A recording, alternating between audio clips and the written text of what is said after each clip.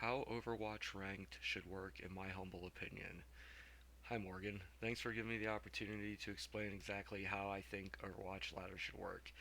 It's my opinion that this is how all team-based ladders should work, whether it's Overwatch, League of Legends, John Madden Football, or even Wild Dungeon Raids, etc., etc. Any team-based game. This paper will end in the culmination of why unlimited avoid his teammates and unlimited avoid his opponents should be implemented in all team-based games, including Overwatch. There would need to be a plethora of quality of life to navigate the ladder, and budget is out of the scope of this discussion. Please, if it's any consolation, but if it's any consolation, it's just a bunch of Excel sheets and arrays and matrices so many junior programmers can complete the task given a reasonable amount of time. And the UI artists, of course. Um, all my notes and ramblings are contained on my YouTube channel, about 10 hours worth of video. The videos are timestamped, so take a look if you'd like. This paper also assumes no hero limits, although systems can be put in place to make it work for role lock as well. Full disclosure, I'm Bronze 3, about 1100 to 1400, all three roles. However, all the plans I'm about to lay out are unassailable. And they're unassailable because they're formed from axiom priori, meaning that if you accept first truths, what follows is a simple matter of deduction. I understand there are negative aspects to doing things my way, but it's the question of what is more important. This much is obvious enough for debate, now that my ego's out of the way. So what do we have? We have 24 Overwatch maps, blacklisting is doable, but outside the scope of this discussion, and 10,000 people with tickets in queue wanting to play from all across the world with preferred server locations. If matchmaking, first truth, if matchmaking were just 100% random, that is instant queues, first 10 people in queue make a match, the people that are on gold or plat would be hurt the least. They'd maintain their 50-50 win rate. Maybe game quality might suffer, but they'd be winning 50% of the time. No conspiracy queue, nothing like that, but the guys in the middle would maintain 50-50. If you match people by skill, the players on the ends will benefit the most because now we have a handicap thing. And if you start them in the middle of the ladder, and if you start them at the bottom of the ladder, only the GMs will because the bronzes will have basically no matchmaking. Pause for reflection. So if you agree with that, so here we have a choice to make. Do we just want to randomize matchmaking or sort players by skill? For better or for worse, I think most people agree that having a ladder, like in chess, is the correct way to play Overwatch, as opposed to randomized matches. First truth, a ladder is better than random matchmaking. Second truth, all players must start at the bottom of the ladder. This could be an uphill battle, so hear me out. I've read the Microsoft True Skill paper. The main takeaway here is that True Skill will generally place new accounts up against accounts in the middle of the ladder, that is, people with high degree of rank certainty. I strongly disagree. I believe that new players should start at the bottom of the ladder, and this is why. So this is from the FAQ of the True Skill white paper. I'm sure you know what this means here. So we have a dichotomy. Do we want new accounts to find their rank quickly, or do we want to ensure the integrity of matches in the middle of the ladder? No matter what the barriers or seeding done to place a new account at 1800 or 3200 is done in vain. And this is because if we had AI that knew you're a solid 2200 player, you never defeated a 2100 player. If we had a machine that could accurately guess your rank after one game, new players should still start at the bottom. If you had to play 200 games of quick play and they got seeded and competitive, this is still done in vain because you can always lose as much as you want. um, I just thought that maybe you know if you're maybe plat or diamond and you get seeded correctly, it would keep you from. But you can always lose as much as you want. So uh, seeding just protects the honest. It doesn't protect you from the dishonest GMs, right? So if it's circumventable, then I say we get along without it. But New accounts start in the middle of the ladder. In order to stop 1500s, outrageous example. New accounts start in the middle of the ladder. In order to stop 1500s from just creating new accounts and being placed in games they don't belong, gold or plat, we're going to require everyone to climb to the top of Mount Everest before they create a new account. While 1500s will still be able to play in games that they haven't earned the right, at least we know this will slow them down. This is a bad way to do things and ignores the second truth. All new accounts must start at the bottom of the ladder. The reason why this is the truth is because match integrity shall be placed above all else. As a consultation, the bottom of the ladder will have very, very wide matchmaking. So, um, fun to think about. Shall we place people at the top of the ladder? No. So, if we shouldn't place them at the top, that means the correct place is to put them at the bottom. Also, anyone at any time can lose as much as they want, so you can't have Pee Wee leagues and anonymous ladders. They're just an illusion. Jay Jonak can have an account in bronze, and the only thing that stop him are quantum computers. Sure, you can mitigate Smurfs, but at what expense? At the expense of diminishing the integrity of matches of the Golden Platinums. Okay, ran over. Worth mentioning, chess.com lets you pick your starting elo, and this still dumbfounds me. So maybe there's something I'm missing. Like, I don't understand why they just don't start them at the bottom of the ladder. Um, a couple bad apples spoil the bunch. I guess it's not that much of a problem of people smurfing, you know, in chess, but that's fine. I watched Alec Jeff's GDC talk, Curse Problems in Game Design. It's a great talk and hits the nail on the head when it comes to whether or not all relevant information should be divulged when running a ladder. The problem, if you show all the workings of the ladder, part of getting a high SR is understanding how to manipulate the ladder. But if you don't show the workings of the ladder, only the people who truly understand it will be able to manipulate it. Meaning that finding out how the ladder works is part of getting the SR, where previously only understanding how it works. I think understanding is more of a level playing field than finding out. Yeah. So let me give an analogy about record keeping in poker. So there are two main structures in playing poker: cash games and tournament. Explain cash versus tournament. I hope you and everyone knows the difference between cash and tournament poker, right? So cash, it's hand for hand. Once the hand's over, a new hand starts, and it just goes on into infinity. But a tournament, everyone buys a ticket, right? And that ticket is worth $10,000 or 10,000 coins, and then they play until everyone has all the coins. So it's a closed system. Cash open, tournament closed. And because of that, record keeping is owed to us, to the players in the tournament. Record keeping is not owed to us in cash games. And the reason is because tournaments are a closed system and cash games are open. Meaning, if Overwatch had randomized ladders, there could be a case to be made that not even win rate should be recorded. You can do it yourself. But since the ladder is a closed system, all pertinent information must be logged, and only the info that matters, the elo, should be logged. Kill death ratio doesn't affect the ladder, however, it should be recorded like hands.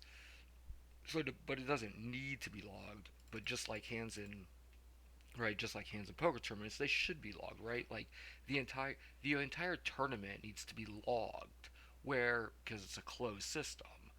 Where in the cash game, you know, you can record it yourself.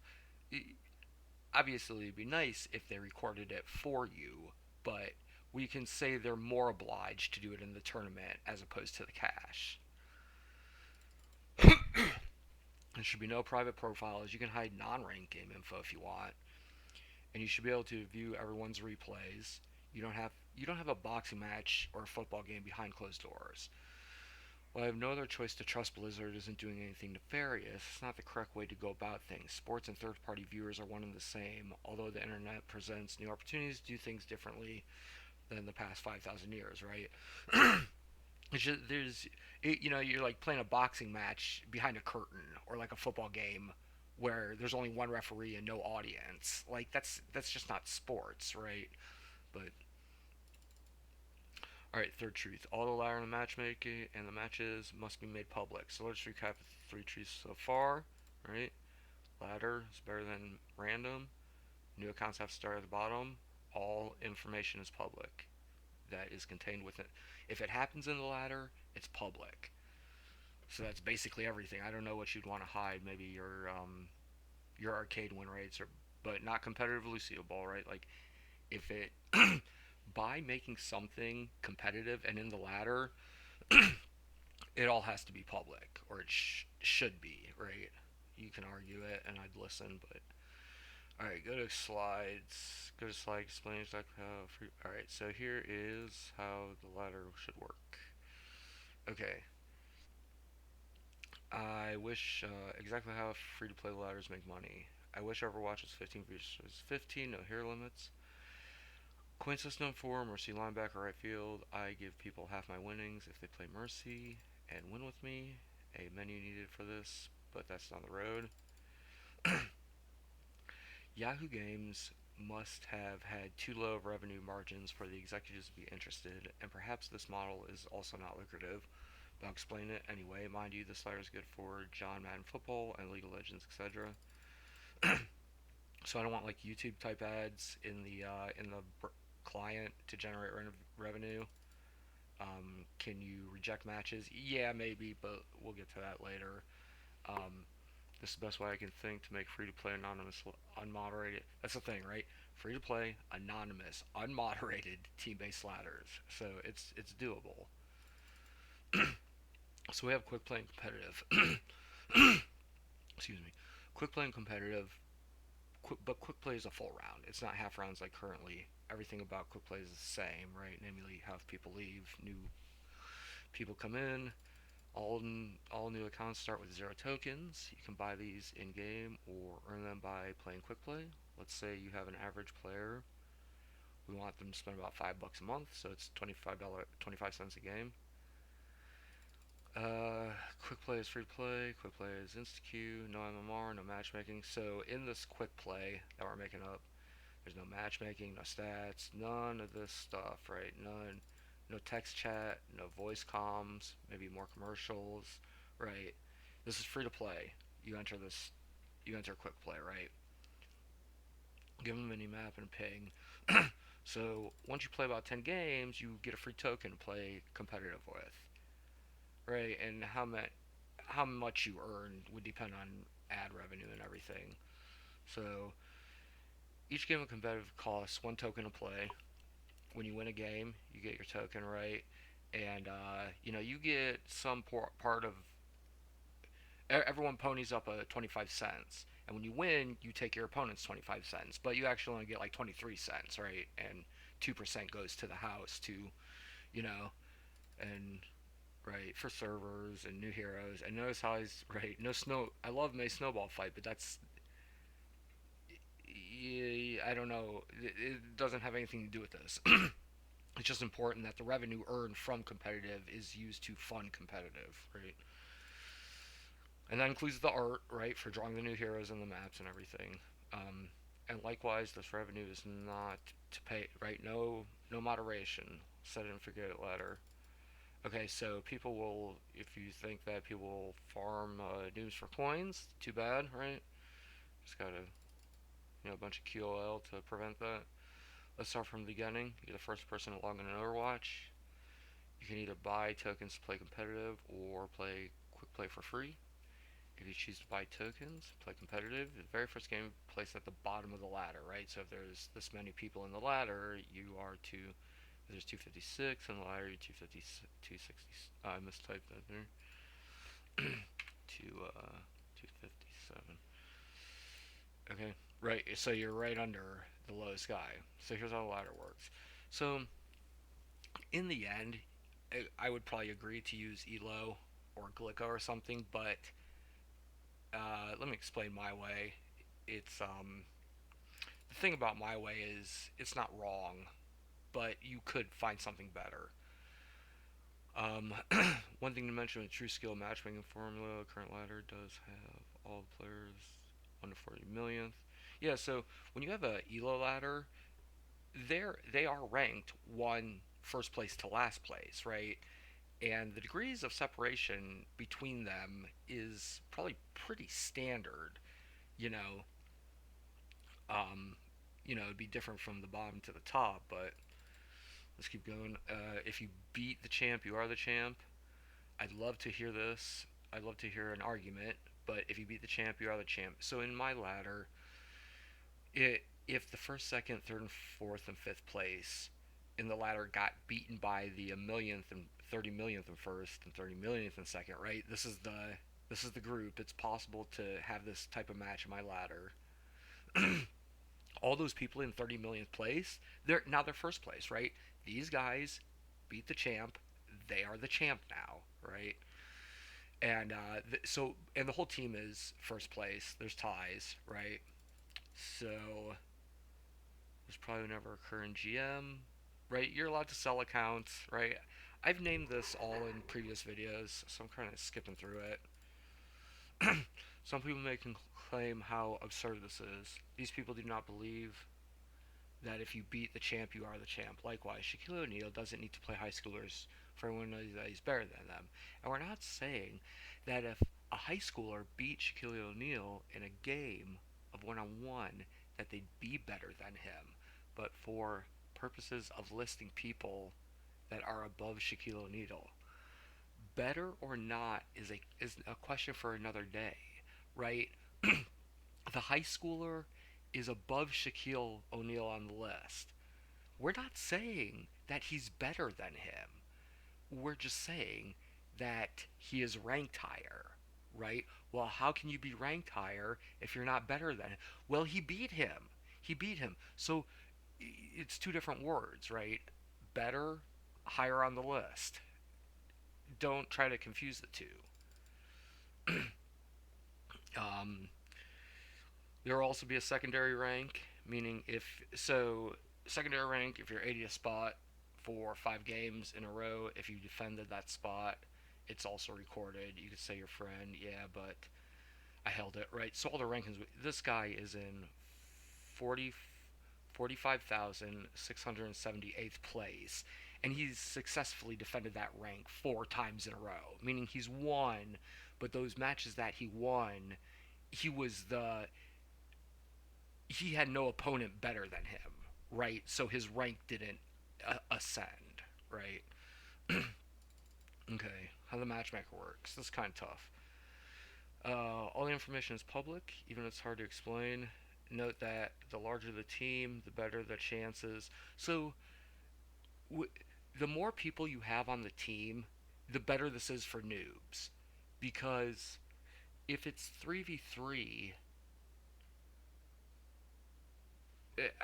I don't know if it's necessarily true, but on the surface, it sure seems that the more people, the better for noobs. It's more noob friendly.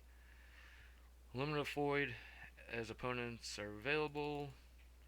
So ideally there'd be a section where you could choose your server. Overwatch needs to send NYC. Alright, so hope you're reading along with me. Let's say there it is. Try to skip through this kind of fast.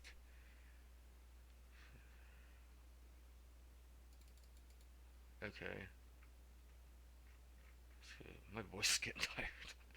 So when someone has been in queue for 5 minutes, they're the queue popper, right? So we got the queue popper. Yeah. Kind of agent servers. So we got the queue popper, the blue team. The matchmaker is going to be red team. Okay, seating similar. Explains when the queue popper can't find a match. Really easy. It's really easy. So let's go to this. Okay, this is how the matchmaking works. All right. So let's say here's the list of all the people, and whether it's elo or not, there's still a list from highest to lowest. So for the sake of clarity, the guy in the middle has been queued for 5 minutes, right? And his first opponent goes down, and it goes down because what happens if he was here? Well, it has to go down. So we'll keep the down choice, you know, consistent. So the guy right here pops Q, and we go down and we look for a guy, and we go up and we look for a guy. You can see here that here's the Q popper, right? Second and third, they go on that team, and it's like picking in Catan, right? I pick first, but also last, right? It's kind of that. So this matchmaking, may have to do a whole separate video on it, but we'll try to go through this pretty quick. So it picks this way, and what happens here? Let me hmm. Okay, so what happens here is that when it encounters an avoided teammate or opponent, it just keeps going, right? It just kicks them out of the choice maker. The It's really a lot of work to draw up, but it just kicks them out of the choice maker, right? So say like, hold on a sec.